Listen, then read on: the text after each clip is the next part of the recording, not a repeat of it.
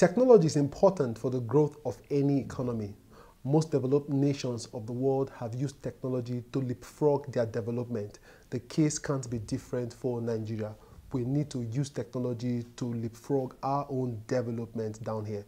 Today I'll be speaking with the Director General of the National Information Technology Development Agency, NITDA, Mr. Peter Jack. He is joining me on the show to discuss the role of ICT in the development of our economy. Welcome to Tech Trends. Thank you very much. What's the role of technology in the development of any nation?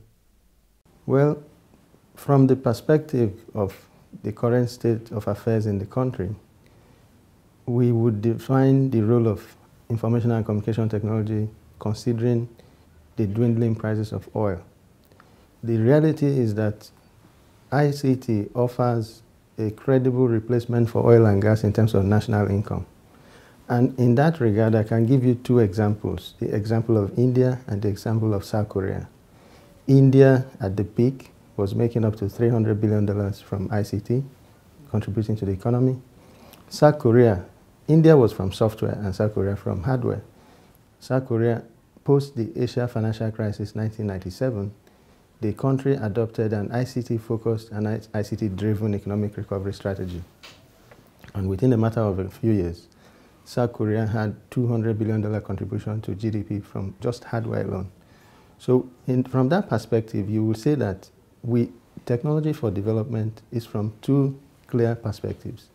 As a clear and credible sector, as in the case of software, you can see that we have what we call the software startups, an area that Nigeria is doing well. But are you satisfied with the pace of development of this industry?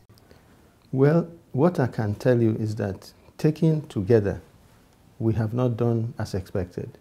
But taken with the case studies of success, we have really done well. But let me put it in perspective. In the beginning, when NITDA was created in the year 2000 as a unit under the Ministry of Science and Tech, the pioneer DG, Professor Oladele Ajayi, he was very clear in what to do, and I was privileged to be his pioneer technical assistant. What did we do? We planned to use IT to develop the country, both in terms of the economy and in terms of catalyzing growth, productivity growth across all sectors. So what happened? We created what we call the National E-Government Strategies Limited to manage the aspects of the e-health and e-agriculture, e-education I mentioned.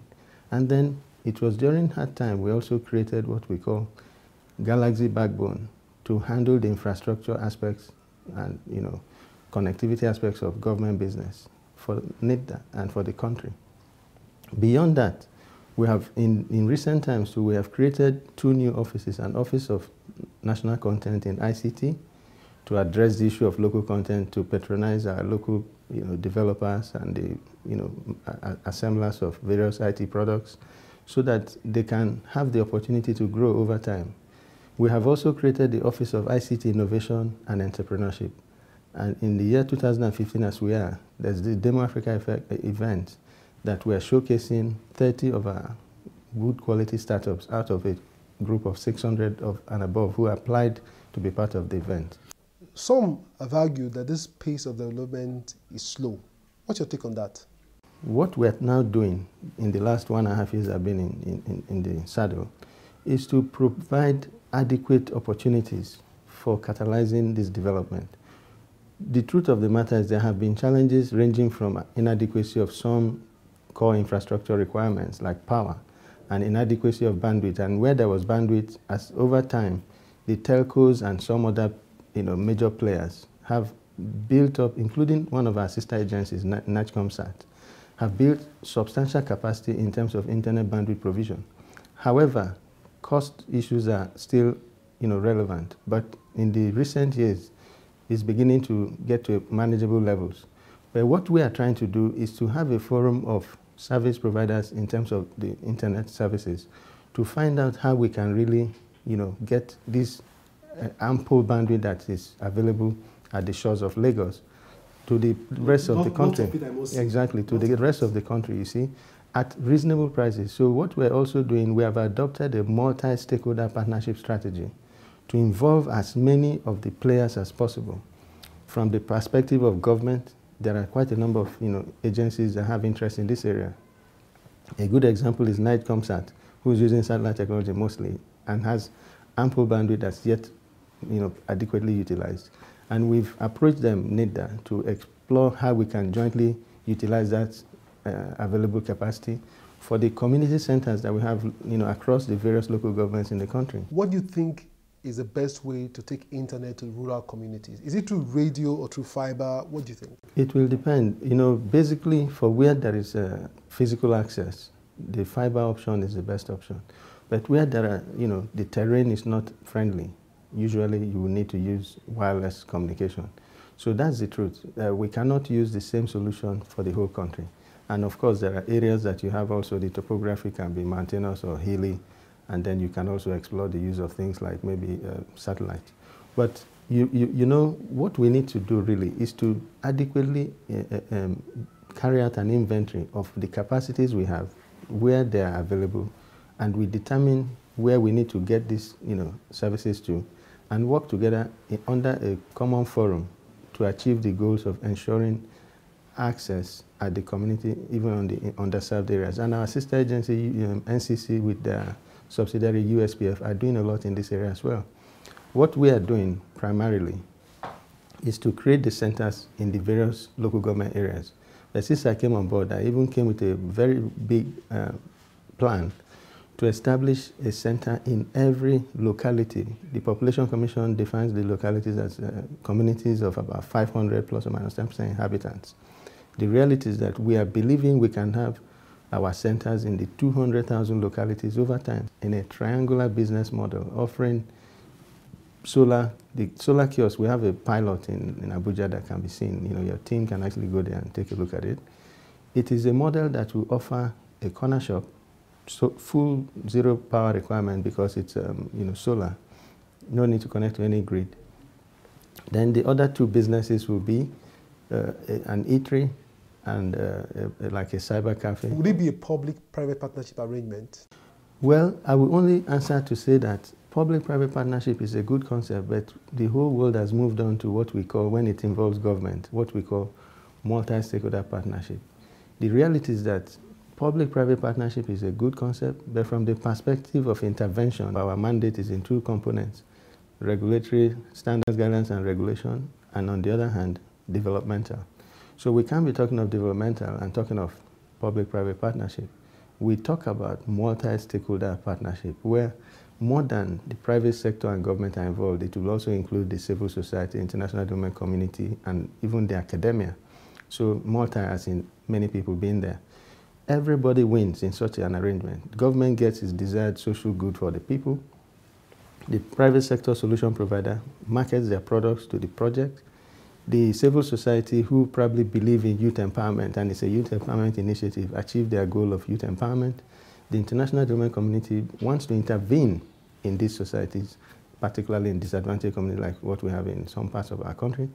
They also get what they desire. And globally, you may notice that we're no longer coming along the lines of Millennium Development Goals. We've moved on to social development goals, as you may know. So what can we take from India and some other Southeast Asia, what they've done with technology? India made a lot of inroads with software and outsourcing. As we speak today, their contribution, software and outsourcing contribution to India's GDP is now in the region of $100-something billion, but at the peak, it was in the region of $300 billion. South Korea as well is now doing as much as $200 billion from technology alone, hardware. But the good thing is that it's not about how much they're contributing to their economies. It's about what IT is helping them do overall. I would now zero in and focus on South Korea, where I spent 3.5 years. South Korea is enjoying a very high increase in productivity across all sectors. They are world number one in shipbuilding because of technology, IT. They are world number one in, in electronics. So those two countries are examples of where technology has catalyzed growth substantially. South Korea now exports a good number of high value, high quality products. Again, even in automobile, they're the first country to add sophisticated technology in their cars. Most of this satellite navigation, they build them into the production of their cars. Well, some people, you need to buy some additional product or something to enhance it. So technology has played a key role in the development of the economies of countries like South Korea and India. Okay, I'd like to zero in on outsourcing, considering the fact that we have a very huge youthful population. How can we take to outsourcing to keep these youths engaged? Well, I will speak from two perspectives. There's what we call online outsourcing, that the World Bank has been talking to us, and they've done a study showing that globally, online outsourcing has potential for creating 32 million jobs just as of now, when the concept just picked on. Now, you can imagine that that is an area that we can develop for our own teaming youth. Then from the perspective of outsourcing as it used to be known, which is mostly call centers and then service, like solution outsourcing, application outsourcing and so on. The reality is that what we are doing, as in the case of outsourcing, is to look at what India has achieved, and they are now beginning to see, because it's all about, the global market is predominantly English speaking. India and other places that used to be leaders in the outsourcing business are beginning to, they are no longer competitive, as it were. So they are looking to countries like Ghana and Nigeria, where the mother tongue is English. You will want to believe that we've recently been talking to an Indian company, ISON, as I mentioned, that they have a facility of 1,500 capacity call center servicing telcos in Africa. And when they approach us, they are hoping that together NITDA and ISON can build the capacity, the local skill set required to grow the support centers to 10,000 strong between now and the end of 2016. This is good news for us, because our primary goal, again, is to create as many jobs as possible and create opportunities for entrepreneurship. Women in technology. Today, the numbers, well, they are growing, but it's not at the pace as one would expect. How can we improve numbers of women in technology? Well, what I can tell you straight away is that there are various women NGOs targeted at women in ICT. What we have been doing is to support those NGOs in all their programming, in various ways of building capacity for women. Beyond that, we are encouraging more women. In fact, in all our startup support systems, increasingly women are becoming part of it. And in fact, the good news is that this year's 2015 Demo Africa, 20% of the participants are women, and it's a big deal. So, that way we are really encouraged to ensure that we continue to create attractive opportunities for women to get into ICT. Mr. Devt, thank you so much for your time today. Thank you very much. It's been a pleasure. Thank you.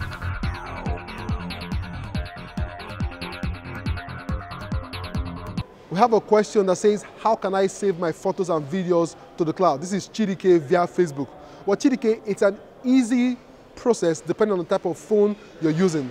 If, for example, you're using an iPhone, the feature is already inbuilt and all you need to do is activate it. The same goes for Android or Windows. If, however, for example, you wish to use one of the most popular free ones like Dropbox, all you need to do is install it on your device. It will most likely prompt you to move all your files to the cloud. Please keep your questions and suggestions coming. We appreciate your feedback. That's it on this edition of the show. Remember, you can watch the entire show on the Channel TV YouTube page or via my blog. Please join me again next week. And remember, innovation makes all the difference.